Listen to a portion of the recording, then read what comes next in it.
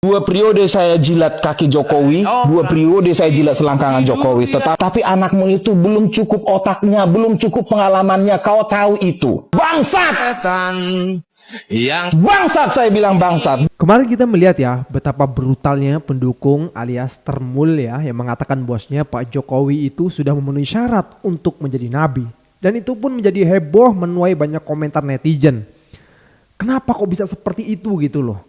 Nah kali ini ada seseorang ya yang mengakui bahwasanya beliau adalah pendukung Pak Jokowi 2 periode, pemilih Pak Jokowi dan juga sudah menghabiskan banyak dana dari kantong beliau sendiri ya untuk memenangkan Pak Jokowi.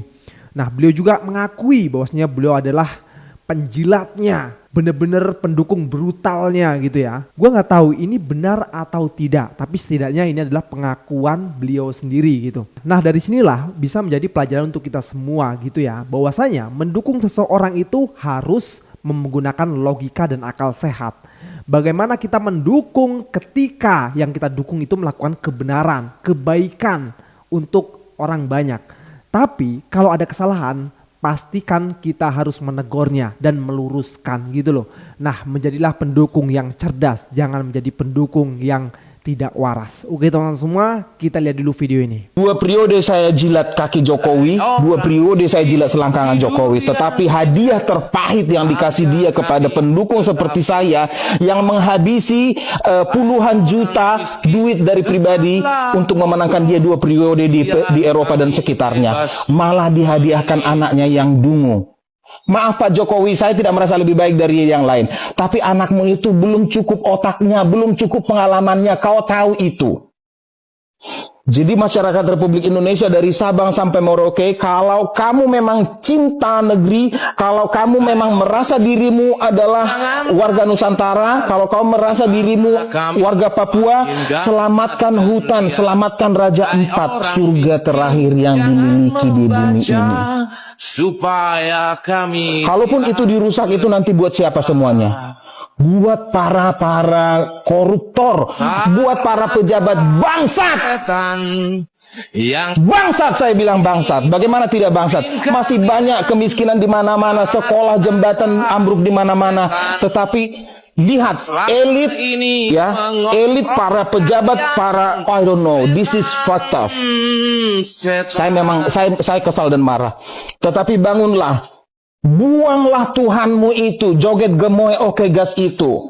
Ya, negeri kita dalam bahaya, ibarat penyakit ini, penyakit kanker stadium akhir. Yang hanya bisa diobati dengan kamu bangun, dengan kamu dan saya bersatu. Rakyat kecil, rakyat jelata, rakyat miskin bersuara. Bagikan video ini, biar mantan presiden yang pernah aku jilat melihat. Ya, dikeruk, laut dikeruk, pasir dijual, pulau-pulau dihabisin. Untuk siapa? Untuk kemajuan bangsa. Tai kucing, nggak ada kemajuan bangsa. Untuk memperkaya perut-perut para pejabat, untuk memperkaya oligarki, bukan untuk rakyat. Bersatu, negara itu ada, republik itu ada, ya. Hak kekuasaan, hak konstitusi, hak tertinggi bukan di tangan pejabat, bukan di tangan MPR, bukan di tangan presiden. Rakyat, kalau kamu bersatu, banyak membaca, pelajari lagi sejarah korupsi Indonesia. Masalah terbesar di Indonesia itu adalah korupsi. Kamu tahu, dari pertambangan saja bisa kita handle dengan baik. Kamu dan saya bisa mendapat gaji 20 juta per bulan per kepala dari seluruh dunia rakyat Indonesia. Kamu tahu itu. Tetapi semua para pejabat ini sangat mengerti psikologi rakyat. Dikasih sedikit rakyat sudah bahagia. Dikasih joget rakyat sudah bahagia. Mereka kaya 7 turunan.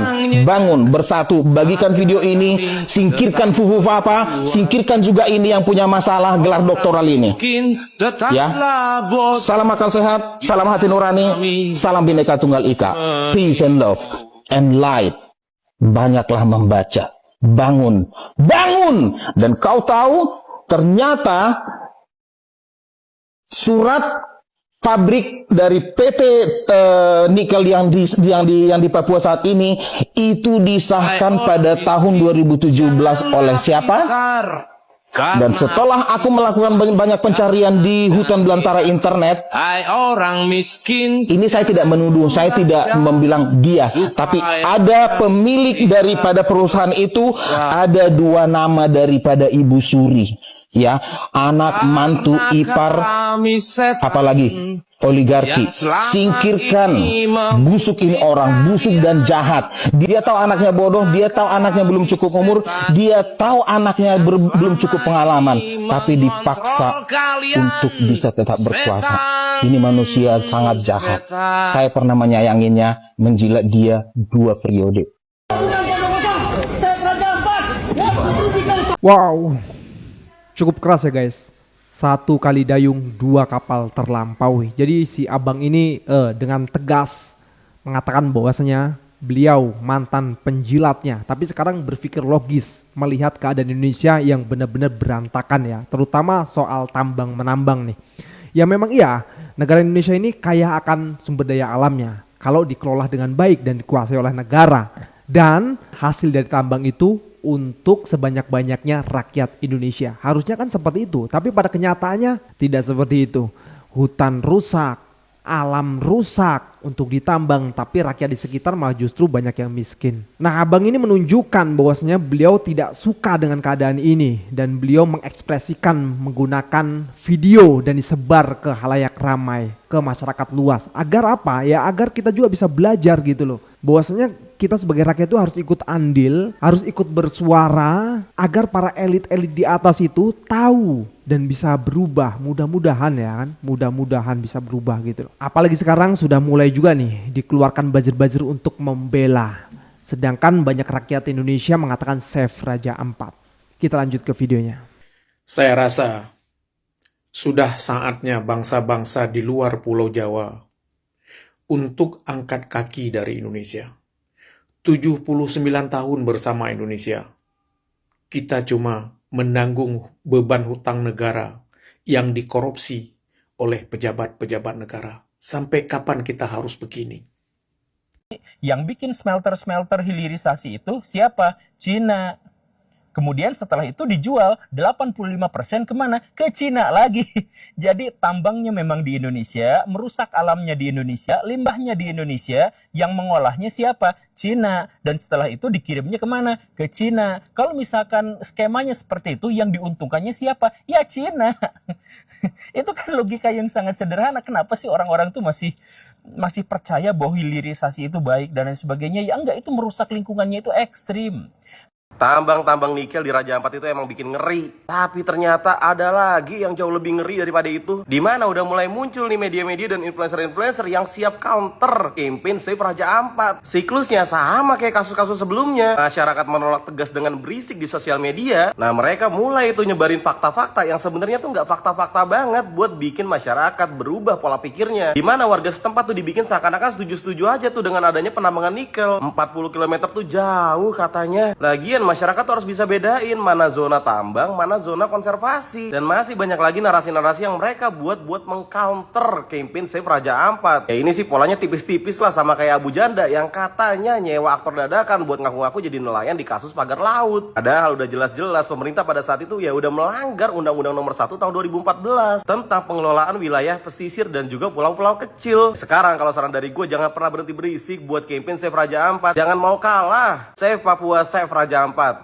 Halo semuanya, karena mulai bermunculan buzzer-buzzer yang dibayar pakai duit pajak gua yang memecah belah opini masyarakat tentang Save Raja Ampat, coba kita bahas dan gua jawabin satu-satu narasi salah mereka.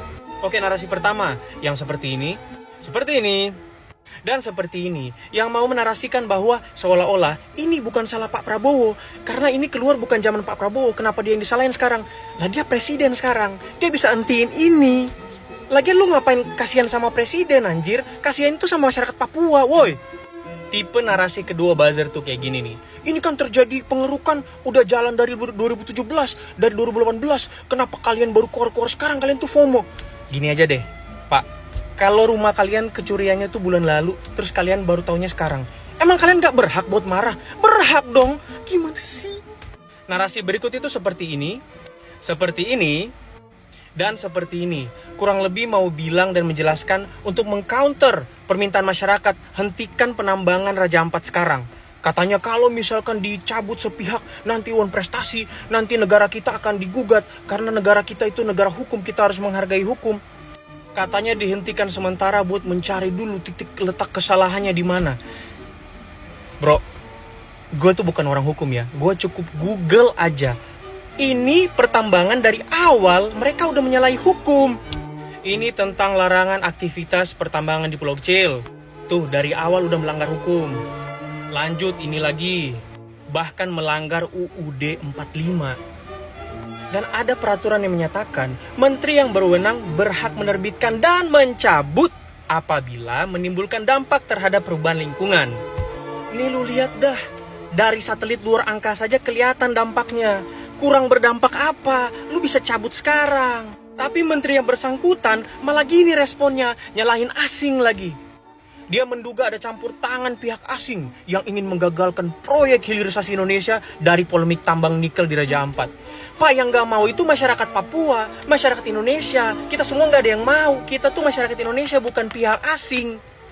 Apa pemerintah udah kelamaan tutup telinga? Sampai-sampai kalau ada riuh ricuh seperti ini dari masyarakat Indonesia, dikiranya suara asing.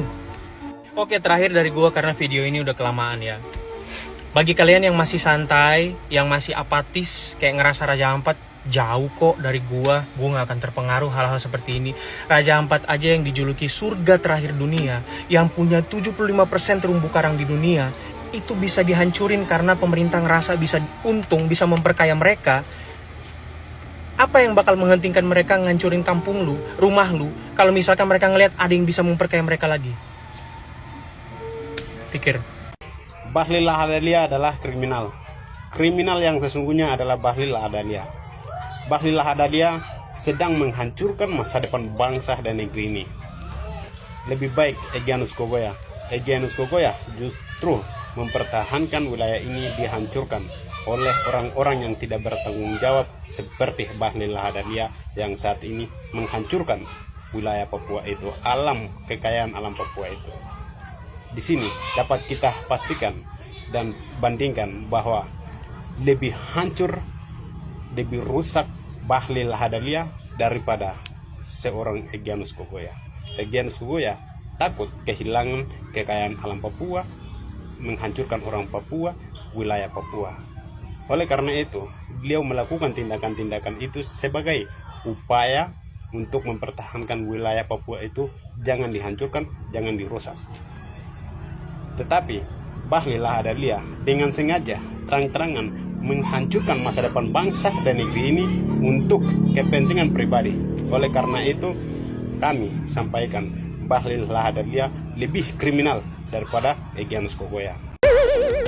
Saya yakin dasar utama Kementerian ESDM mengatakan tambang nikel di Raja Ampat itu aman, itu cuma berdasarkan legalitas, hitam di atas putih, seperti izin usaha pertambangan, AMDAL, dan lain-lain. Bukan berdasarkan moral, hati nurani, apalagi hukum. Katanya Indonesia itu negara hukum. Tapi ketika jelas-jelas ada undang-undang yang sifatnya melindungi wilayah pesisir atau pulau-pulau kecil seperti pulau di Raja Ampat, Kementerian ESDM secara sadar dan secara sengaja mengingkari undang-undang tersebut. Undang-undang yang saya maksud adalah Undang-Undang Nomor 1 Tahun 2014 tentang pengelolaan wilayah pesisir dan pulau-pulau kecil. Di undang-undang itu juga tertulis pengelolaan atau pemanfaatan wilayah pesisir atau pulau-pulau kecil itu untuk apa saja, gitu loh.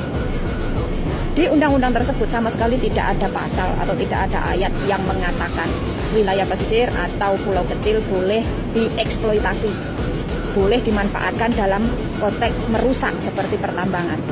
Tapi ya inilah Indonesia. Ketika ada undang-undang yang sah, sifatnya itu final, berkekuatan hukum, sifatnya itu untuk melindungi. Tapi di mata pejabat, mentang-mentang ada legalitas yang lain berupa IUP, AMDAL, dan lain-lain. Undang-undang yang sifatnya final, mengikat, dan berkekuatan hukum itu dilupakan, tidak dipakai. Inilah bobroknya Indonesia. Kalau sekelas Kementerian ESDM aja sikapnya udah kayak gini, saya cuma khawatir satu hal. Kalau Freeport aja tambang emasnya sudah seluas itu, tapi tidak memberikan dampak positif kepada Papua itu sendiri. Nah, apa kabar tambang nikel di Raja Ampat? Apakah kita harus kehilangan keindahan alam di Raja Ampat hanya demi nikel yang notabene bukan kita yang menikmati. Apakah kita harus rela kehilangan biota laut, ekosistem laut, keindahan laut demi nikel yang notabene negara kita itu belum bisa mengolah dan mengelola, gitu loh. Kalau seandainya Indonesia itu punya produk yang berbasis nikel, nikel dipakai untuk produk kita sendiri, nikel diolah di negara sendiri, oke lah, kita menambang untuk negara sendiri, oke, itu masih relatif masuk akal. Tapi faktanya bos, kita itu menambang untuk kebutuhan orang lain. Itu faktanya.